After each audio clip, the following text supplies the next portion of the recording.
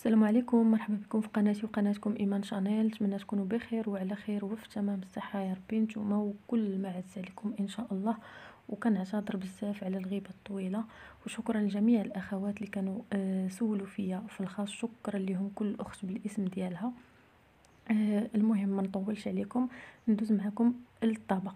فاليوم كما كتشوفوا بغيت نشارك معكم واحد الطبق اللي كيجي ساهل بزاف، يعني ما فيهش بزاف ديال التعقيدات، والاهم انه كيجي لذيذ بزاف، خصوصا بما اننا مقبلين ان شاء الله على فصل الصيف. فكان يعجبونا بحال هاد الاطباق اللي تيجيو ساهلين وما تياخذوش بزاف ديال الوقت وديال الوقوف في الكوزينه.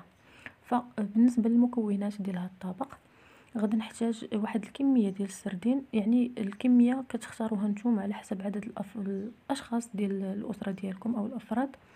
انا هنا عندي واحد الكيلو ونص ديال السردين اللي غسلته مزيان بطبيعه الحال، وحيدت ليه الشوك ديالو، حيدت ليه هذوك البقايا ديالو اللي كتكون فيه، كذلك حيدت ليه هذيك الشوكه اللي تتكون في الظهر ديالو، ضروري تحيدوها. صافي تنغسلوه مزيان. يعني كاينين طرق بزاف اللي كتغسلوا بهم السردين. المهم كاينه واحد الطريقه اخرى اللي زوينه بزاف، انا غادا نشاركها معكم ان شاء الله. كتاخذوا واحد هكذا اناء ولا بانيو، كديروا فيه السردين، كتكبوا فيه واحد 2 معالق ديال الخل، وكتخليه واحد 10 ديال الدقائق، فكيتغسل مزيان. من بعد كتسقطروه وكتغسلوه وكتعاودوا تقطروه مزيان. فبالنسبه عندي الحشوه اللي غادي نعمر بها هاد السردين، عندي تقريبا واحد 4 ديال البطاطات، تقريبا جهد نص كيلو ديال البطاطا اللي غادي نكون ديجا سلقتها بالقشره ديالها. من بعد فاش طابت ليا حيدت ليها القشره وبعكتها هكا بفرشيط ولا بهذه ديال البطاطا، يعني ماشي مشكل اللي كان عندكم. بالنسبه للمكونات اللي غنحتاج في الحشوه، عندي هنا واحد نص تقريبا فلفله حمراء ونص فلفله خضراء اللي قطعتهم صغارين رقاق بزاف. الا بغيتو تشويوهم وتقطعوهم فممكن.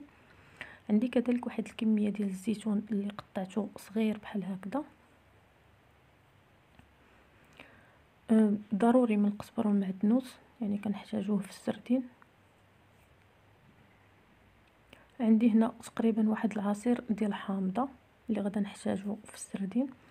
شويه ديال الهريسه، يعني كتبقى اختياريه الهريسه، ولكن ضروري تنديروها لان كتجيب لنا هذيك الحشوه صراحه زوينه بزاف ولذيذه.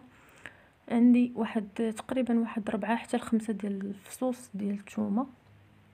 وبالنسبه للعطريه غنحتاجو التحميره، الكمون، غنحتاج كذلك شويه البزار، السكينجبير، والخرقوم او الكركم. بطبيعه الحال ما غاديش نساو الملحه وزيت الزيتون. هادو هما المكونات اللي غنحتاجو في هاد الطبق.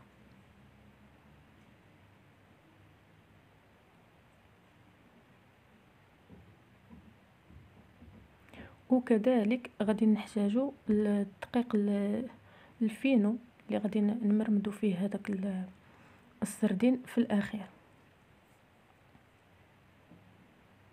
فغادي نبداو على بركه الله. هذيك البطاطا اللي عندي غادا نزيد ليها هذوك الاضافات اللي عندي. فبالنسبه هنا الاضافات كيبقاو اختياريه، ممكن انكم تستغناو على هاد الاضافات اللي درت انا، كيف ما ممكن انكم يعني ديروهم، راه كيجيو زوينين بزاف. كتجي هاد البطاطا او هاد الحشوه كتجي لذيذه بزاف.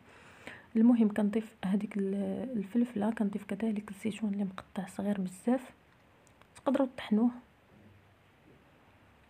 بطبيعه الحال، شويه القزبر ومعدنوس. الا كان عندكم القزبر يابس هو كيجي زوين بزاف، انا ما كانش عندي فاستغنيت عليه.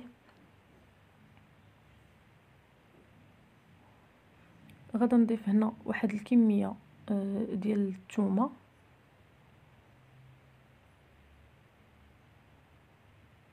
بطبيعه الحال غادا نضيف الملحه.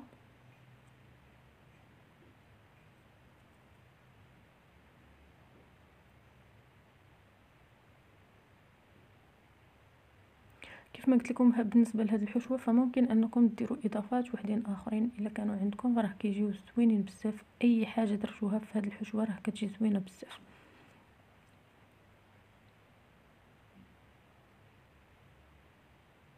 صافي غادي نضيف واحد الكميه ديال الهريسه، كما قلت لكم كتبقى اختياريه بالنسبه اللي عنده الوليدات، ومن الاحسن يتفاداها.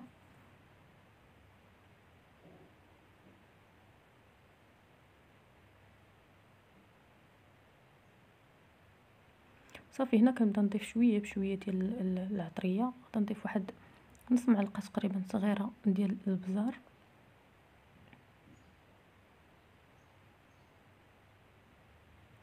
هنا بالنسبه للتحميره او البابريكا غدا نحتاج لواحد المعلقه صغيره عامره ديال البابريكا، لان هي اللي كتعطينا هذاك اللون ديال البطاطا. غندير واحد نص معلقه صغيره ديال الكمون.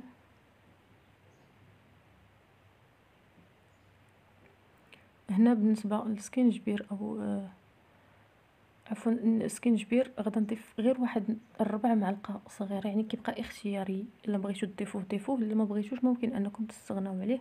ما ضفتش الكركم لان غادي نضيفو في الحشوه ديال او في الشرموله ديال السردين، فما كاينلاش تضيفوه في البطاطا. هنا بالنسبه لزيت الزيتون غادا ندير تقريبا، انا هنا كنت كنعبر بالمعلقه الصغيره، ديروا نتوما جهد 3 ديال المعالق كبار ديال زيت الزيتون.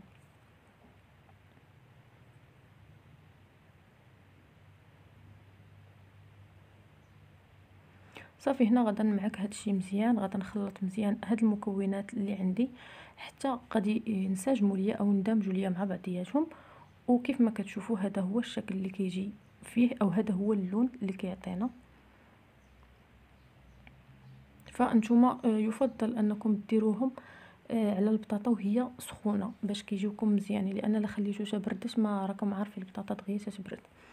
دابا غادي ندوزو للحشوه اللي غادي نرقدوا فيها هذاك السردين اللي عندنا. فغادا نضيف تقريبا كما قلت لكم واحد الكميه ديال الحامض، تقريبا واحد نص حامضه حتى الحامضه على حسب الحامضه عندكم واش كبيره ولا صغيره. غنضيف كذلك واحد شويه ديال زيت الزيتون.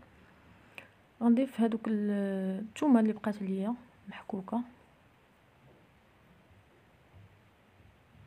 كذلك غادا نضيف واحد شويه ديال الهريسه. الا ما عندكمش الهريسه فممكن انكم تعوضوها بديك الفلفله الحاره اللي كتكون مطحونه، راه هي كتعطي واحد المذاق زوين. غادا نضيف واحد الكميه ديال القزبر ومعدنوس اللي غادي يقدني في هذيك الكميه اللي عندي ديال السردين.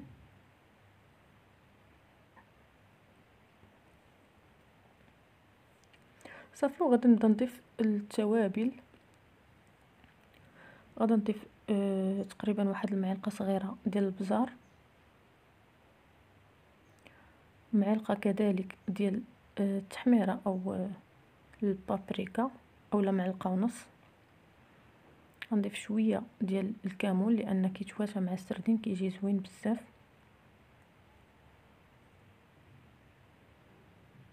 هنا عندي واحد شويه ديال سكينجبير وواحد الكميه ديال الخرقوم او الكركم، تكون غير واحد راس معلقه. اللي ما بغاش ممكن يستغنى عليه، يعني ماشي بالضروره، اللي ما بغاش هذاك اللون راه ممكن انه يستغنى عليه. اكيد غادا نضيف الملحه غادا نضيف غير شويه، لان راكم كتعرفوا ان السردين يعني كيكون مالح، فما تضيفوش بزاف ديال الملحه.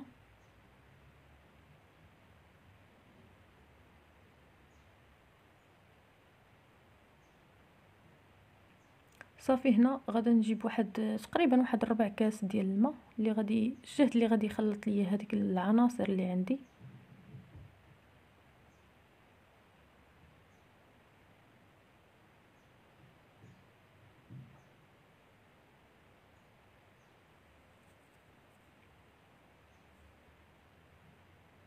صافي ومن بعد كنبداو نضيفوا هذاك السردين اولا كنشرملوا هذاك السردين اللي عندنا.